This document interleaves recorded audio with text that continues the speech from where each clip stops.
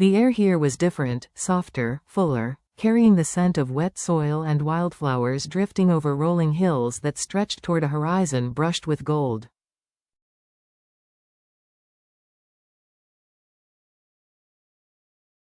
Diep stood at the edge of the land, her fingers trailing through the tall grass, her heart unsettlingly still.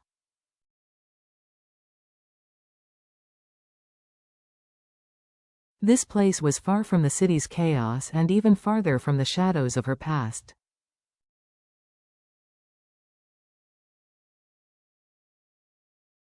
And yet, she felt as though the world had gently placed her here, conspiring to offer her a second chance.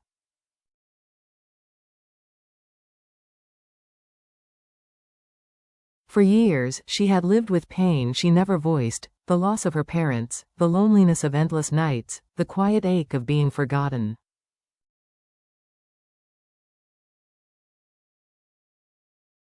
There were scars no one could see but ones she carried everywhere. She had built walls around herself, convincing her heart that she needed no one, that she could survive alone.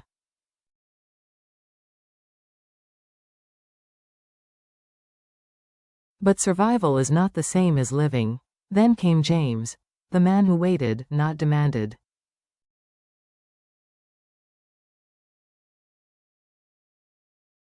To the outside world, James was the picture of precision and control, a sharp-suited CEO carrying the weight of an entire company.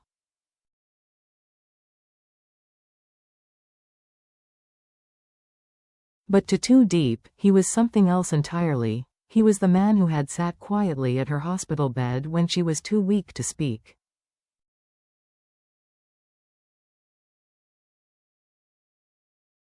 The man who had fed her spoonfuls of warm rice when she couldn't lift her own hand.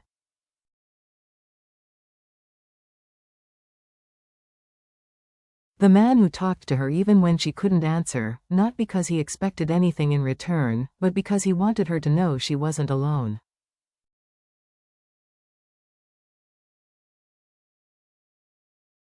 He never asked for her trust. He earned it, one quiet act at a time. It was James who had brought her here, to this secluded stretch of green, tucked between the mountains and the nearest town.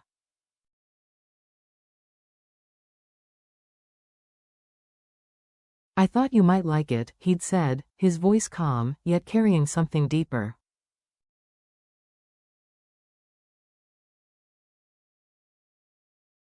A hope she could almost touch. The land was more than just soil and trees. It was a promise.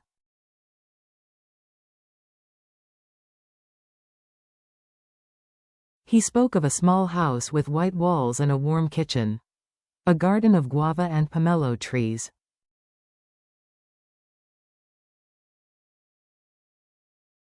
A pond where fish would ripple the surface on still afternoons. A place to breathe.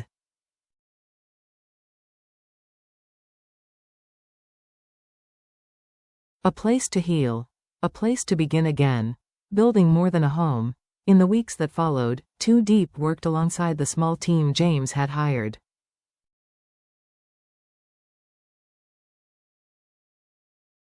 She planted seeds, learned the rhythm of the earth, and watched as sand, cement, and timber shaped the skeleton of her future home.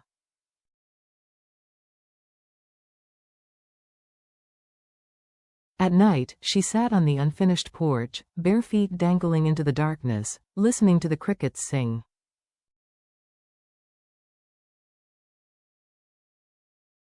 For the first time in years, her thoughts drifted not toward the past, but toward tomorrow.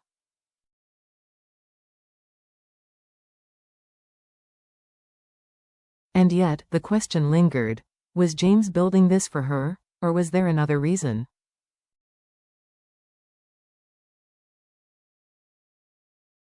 She knew of the storms in his world, the failed hydroelectric project, the investors who turned their backs, the betrayal of people he once trusted.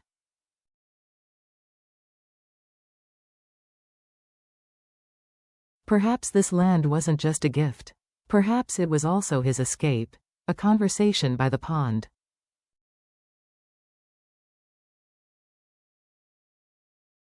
One evening, with the sky painted in sunset blush, Diep found James standing alone by the pond.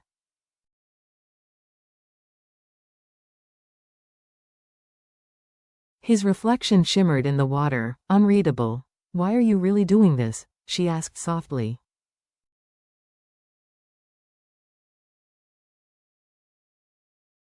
He turned to her, met her gaze without hesitation. "Because you need a place to heal."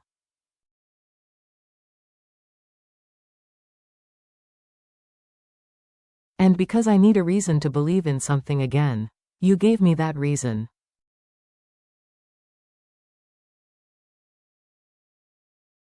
The words settled between them, heavier than dusk. In that moment, Diep realized they weren't just building a house or a garden.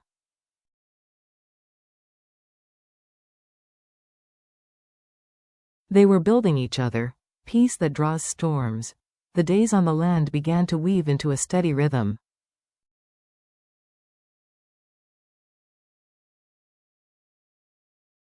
Morning light spilling through unfinished windows. The smell of freshly cut wood from the builders.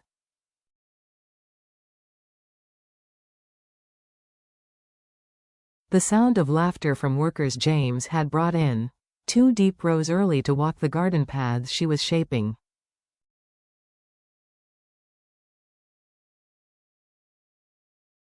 She planted guava trees along the fence, staked bamboo for climbing beans, and dreamed of the day she would harvest with her own hands.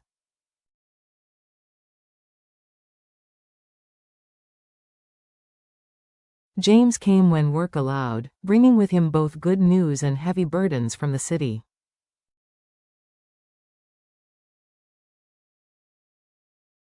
The betrayal by John, the loss of investors, the rumors still circling his name, they all followed him.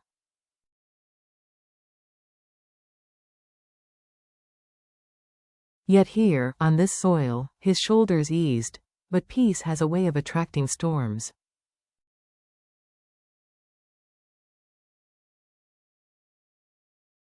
The visitor. One afternoon, while James was away, an unfamiliar car stopped at the property's edge.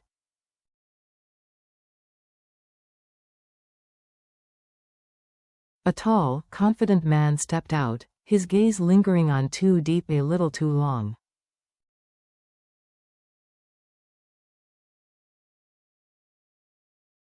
He introduced himself as Men, a CEO in his own right, sent to discuss a potential partnership with James.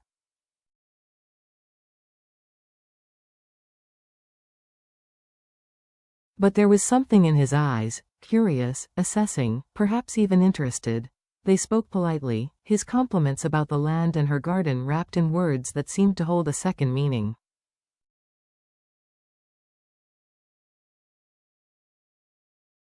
"It suits you," he said, before leaving, as if he knew her in some unspoken way. When James returned that evening, she mentioned the visit.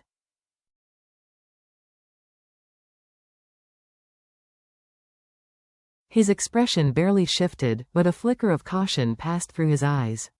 His questions were careful, his tone calm, but his gaze seemed to search hers for answers she didn't yet have.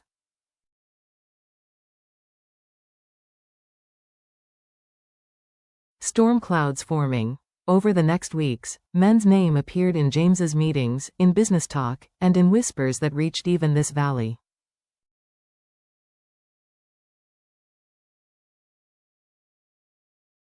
James grew more focused, more guarded, as if the house was no longer just a refuge, but also a shield.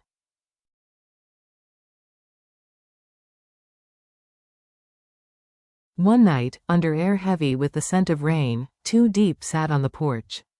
James joined her, handing her tea.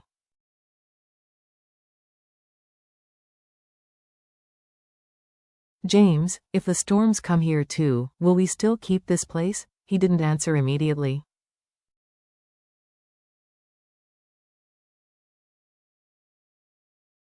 Instead, he took her hand, firm, grounding. "We'll keep it. I didn't bring you here to lose you."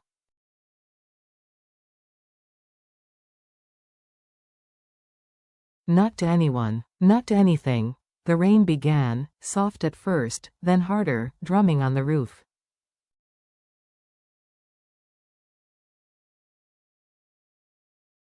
Too Deep leaned into his warmth, understanding that love here was not just given, it was fought for.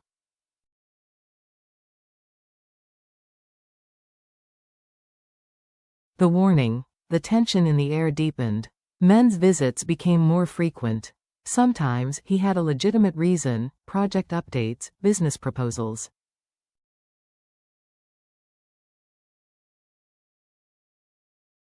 Other times, it felt like he was simply observing. He spoke of leaving the corporate world to play guitar on street corners, of chasing freedom, of admiring her resilience.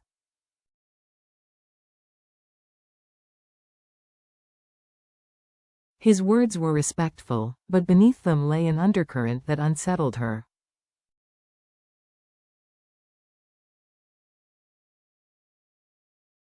James saw it too. Their exchanges were polite but sharp-edged, layered with unspoken warning.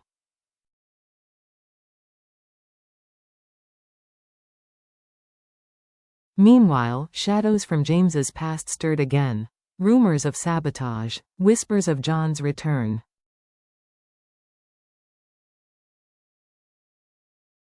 He could not afford another blow. "This land is yours."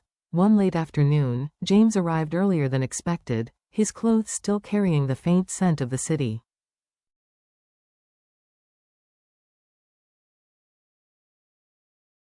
"Deep," he said, voice measured but tense, "if something happens, if people try to drag me down again, remember, this land is yours."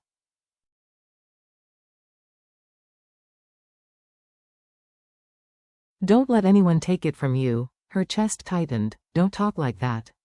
We'll face it together."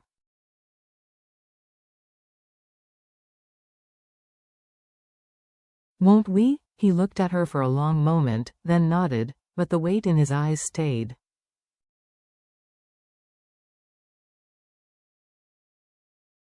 The letter. The next day, a letter arrived at the gate. No sender. In careful handwriting, it read,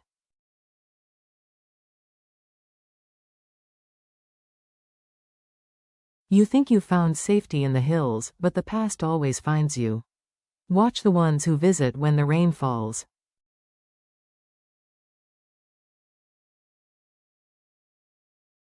The paper trembled in her hands. She didn't know if it was a warning or a threat.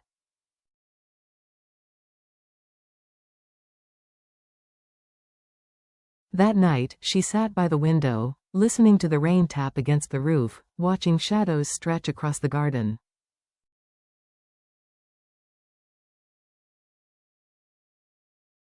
Was Men truly a friend?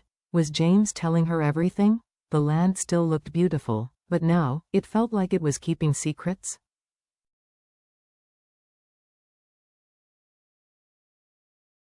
The lessons in the hills. Too Deep's time here taught her something vital. Starting over isn't just about changing where you live.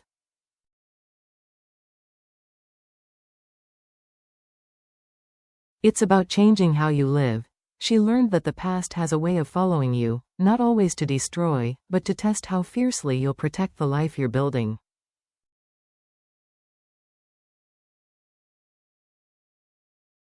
She learned that trust is both fragile and precious. That love is a source of strength, but it also demands courage. The courage to face secrets, to forgive, and to stand together when the world turns.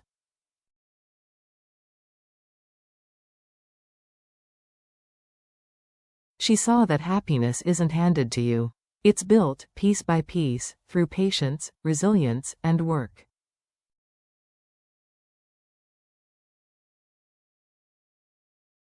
And she realized that safety isn't the absence of danger, it's the decision to keep going despite it.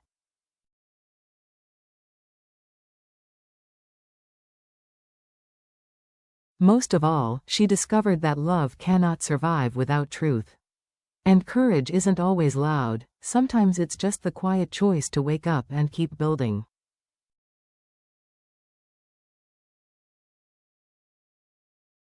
In the end, Too Deep understood the greatest gift wasn't escaping her past, it was rising above it.